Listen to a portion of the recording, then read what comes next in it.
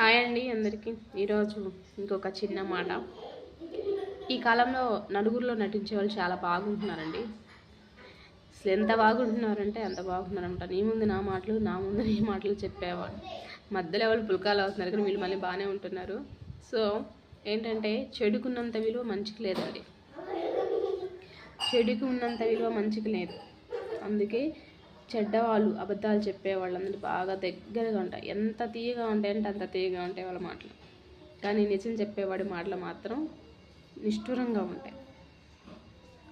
ఆ నిష్ఠూరం తెలుసుకుంటే ఇది మంచి ఎప్పుడు చేదుగానే ఉంటుంది కదా. అట్లానే నిష్ఠూరంగా ఉండే మాట్లాడేవాళ్ళు మాత్రం చాలా దూరం అవుతున్నారు. అంటే వాళ్ళు నిజాయితీగా ఉంటారు. నిజాయితీ అంటే మంచి చెప్తారు. మంచి చెప్పుడే మనకి చెడుగా కనిపిస్తుంది అనమాట.